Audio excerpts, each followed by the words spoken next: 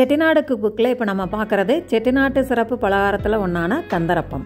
இது ரொம்ப மிருதுவாக, அற்புதமாக, அட்டகாசமாக, பஞ்சு போல் இருக்கக்கூடிய ஒரு இனிப்பு வகை தான் கந்தரப்பம். இது பெரும்பாலான விருந்துகளில் இது ஒரு சிறப்பு அம்சமாக பரிமாறப்படக்கூடிய கந்தரப்பம். இது செய்வதும் ரொம்பவே சுலபம். அரிசி, உளுந்து, வெல்லம் இதை வச்சு நம்ம அற்புதமாக இந்த சுவையை கொண்டு வந்துடலாம். இப்போ நிறைய புது விதமான முறைகள் இருந்தாலும் இப்போ நம்ம பார்க்க போகிற ரெசிபி பாரம்பரிய முறையில் கந்தரப்பம் எப்படி செஞ்சாங்க அப்படிங்கிறத தான் பார்க்க போகிறோம். இதுக்கு தேவையான பொருட்களும் ரொம்பவே குறைவு தான். ஒரு விருந்து ஏற்பாடு பண்ணுறோம் அப்படின்னு சொன்னால், இப்போ நாளைக்கு ஒரு விருந்து அப்படின்னா இன்றைக்கே இதை அரைச்சி ஃப்ரிட்ஜில் வச்சுருந்து நம்ம செய்யலாம். அப்படி இல்லை இன்றைக்கே செய்யணும் அப்படின்னா கூட இன்றைக்கே அரைச்சிட்டு 1 or 2 hours, ஒரு 2 மணி நேரம் அப்படியே செட் ஆக விட்டுட்டு செஞ்சோம்னா அற்புதமாக இருக்கும்.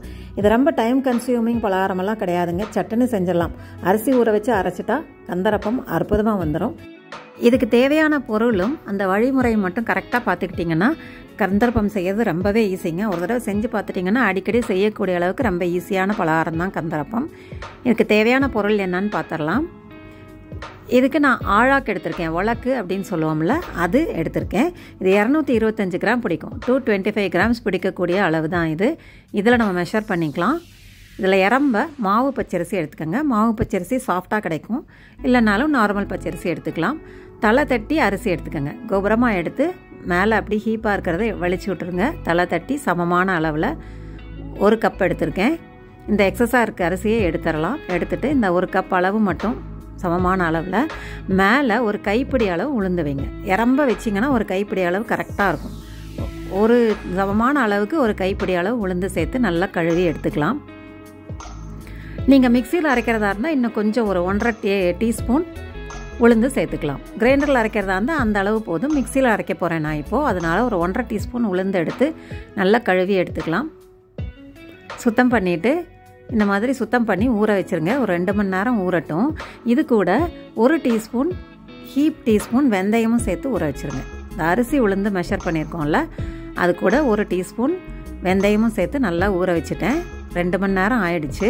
இது நல்லா தண்ணியை வடிச்சிட்டு இப்போ அரைக்க போகிறோம்.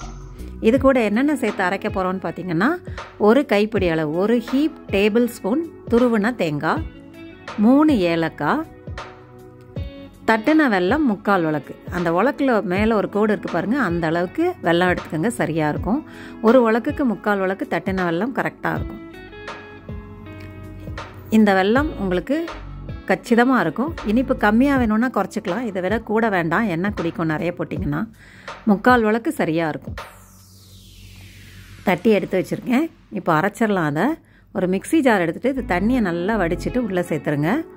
பச்சரிசி எப்பயுமே அரைக்கும் போது தண்ணி அதிகம் கொள்ளாது. அதனால் தண்ணியை வடித்து எடுத்துகிட்டு கொஞ்சமாக தண்ணி சேர்த்துக்கலாம். ஒரு 1/4 டம்ளர் அளவுக்கு தண்ணி சேர்த்து அரைச்சிக்கோங்க. தோசை மாவு பதத்துக்கு அரைக்கிறோம். வெல்லம் சேர்க்கும்போது இன்னும் தண்ணி விடும். அதனால தான் தண்ணியை கம்மியாக சேர்த்து அரைக்கிறோம். நல்லா நைஸாக அரைச்சிட்டேன். இப்போது நல்லா ஸ்மூத்தாக அரைச்சிருச்சு. இப்போ தேங்காயும் ஏலக்காயும் இதில் சேர்த்து அரைச்சிடலாம். அதையும் நைஸாக அரைச்சி எடுத்துகிட்டு வந்துடுறேன். நல்லா ஸ்மூத்தாக அரைச்சிருங்க. அப்போ தான் கந்தரப்பம் சாஃப்டாக கிடைக்கும்.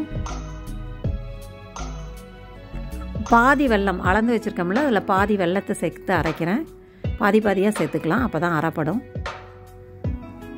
இப்போ பாக்கி பாதியும் சேர்த்து அரைச்சி எடுத்துகிட்டு வந்துடுறேன். நல்லா ஸ்மூத்தாக அரைச்சாச்சு. இப்போ நம்ம இது ஒரு பவுலில் மாற்றி வச்சிடலாம். 1 மணி நேரம் 2 மணி நேரம் செட் ஆகிறதுக்கு விடலாம். இது ஃபெர்மெண்ட் ஆகணுங்கிற அவசியம் இல்லை, செட் ஆகணும். ஒரு விருந்து ஏற்பாடு பண்ணுறோம் அப்படின்னா முதல் நாள் கூட நீங்கள் அரைச்சி வச்சிடலாம். அரைச்ச உடனேயும் செய்யலாம். இது புளிக்காது. முதல் நாள் அரைச்சி வச்சும் டக்குன்னு எடுத்து செய்யலாம். இல்லைன்னா இந்த மாதிரி 1 மணி நேரம் ஆயிடுச்சு. இப்போது 2 hours ஆயிடுச்சு கிட்டத்தட்ட. இந்த மாதிரி ஏந்தல் கரண்டி, பணியார கரண்டின்னு சொல்லி காரைக்குடி பகுதியில் கிடைக்கும். ஆழம் இல்லாமல் இந்த மாதிரி ஏந்தலாக இருக்கும். இந்த கரண்டியில் பணியாரம் ஊற்ற போகிறோம். இது ஊற்றுறதுக்கு முன்னாடி இந்த மாவை நல்லா பீட் பண்ணி விடுங்க. நல்லா அடித்து கலக்கி விடுங்க. இந்த மாதிரி அடித்து கலக்கி விடும்போது பணியாரம் உங்களுக்கு சாஃப்டாக கிடைக்கும். எந்த மாவாக இருந்தாலுமே அரைச்சி நம்ம எந்த பலகாரமாக இருந்தாலும் செய்யறதுக்கு முன்னாடி இந்த மாதிரி நல்லா பீட் பண்ணிடுங்க. வடையாக இருந்தாலும் பணியாரமாக இருந்தாலும் நல்லா பீட் பண்ணிடுங்க. ஒரு தடவை பீட் பண்ணிவிட்டு நல்லா வடித்து விட்டு எண்ணெய் காய வச்சுருக்கேன். ஹை ஃப்ளேமில் தான் வச்சுருக்கேன். ஒரு கரண்டி இறம்ப எடுத்து உள்ளே விட்டிங்கன்னா நிதானமாக ஊற்றணும். சைட்லலாம் ட்ராப்பெல்லாம் விழுகாமல் நிதானமாக ஊற்றி எடுத்துக்கலாம்.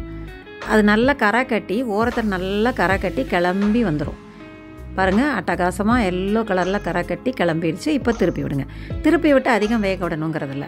அந்த ஓரம் கரை கட்டி கலர் மாதிரி வந்து ப்ரௌன் கலரில் வர்றது தான் திருப்புறத்துக்கான டைம். திருப்பி விட்டால் உடனே எடுத்துடலாம். இன்னொன்று செஞ்சு காமிக்கிறேன் நான் உங்களுக்கு. நல்லா இந்த மாதிரி ஒன்றொன்னா ஊற்றி எடுத்துக்கலாம். ஒன்றொன்னா ஊற்றும் போது ஷேப் ஒரே மாதிரி கிடைக்கும். ஒன்றொன்னா ஊற்றி எடுத்துக்கலாம். எல்லா பணியாரம் இந்த மாதிரி சுட்டு எடுத்துடலாம். ஈஸியாக செஞ்சிடலாம். அரிசி உளுந்து ஊற வச்சு அரைச்சிட்டு இந்த மாதிரி அட்டகாசமாக செஞ்சு கொடுங்க. வீட்டில் இருக்கவங்க எல்லாருக்கும் பிடிக்கும். ரொம்ப சாஃப்டாக இருக்கிறதுனால பெரியவங்க சின்ன குழந்தை யார் வேணாலும் இதை சாப்பிட்லாம். அருமையாக இருக்கும். வயிற்றுக்கும் ஒன்றும் பண்ணாது. இதமான பலகாரம் தான் கந்தரப்பம். அட்டகாசமாக பார்டர் கட்டின மாதிரி அழகாக வந்திருக்கு பாருங்கள். கந்தரப்பம் யார் வேணாலும் எளிமையாக செஞ்சிடலாங்க. ரொம்ப எளிமையான பலகாரம் தான் கந்தரப்பம். இது செஞ்சு பாருங்கள். இது ஒரு ஆழாக்கு எடுத்து செஞ்சிங்கன்னா 20லேருந்து 25 பணியாரம் தாராளமாக வரும். 2 நாள் வரைக்கும் வச்சுருந்து சாப்பிட்லாம். அட்டகாசமாக இருக்கும். இது நான் இப்போ உங்களுக்கு பிச்சு காமிக்கிறேன் பாருங்கள். இது ரொம்ப அற்புதமாக அருமையாக பஞ்சு பஞ்சாக அட்டகாசமாக வந்திருக்கு. வெளியில் நல்லா கரை கட்டி வந்திருக்கு. உள்ளே நல்ல கூடு கூடாக வந்திருக்கு. இப்படி வந்திருந்தாவே பணியாரம் அட்டகாசமாக இருக்குங்க. செஞ்சு பாருங்கள். நம்ம சேனலை சப்ஸ்கிரைப் பண்ணாதவங்க சப்ஸ்கிரைப் பண்ணிக்கோங்க. லைக், கமெண்ட், ஷேர்லாம் பண்ணுங்கள். தேங்க்ஸ் ஃபார் வாட்சிங். சுவையை ரசிக்கலாம் வாங்க.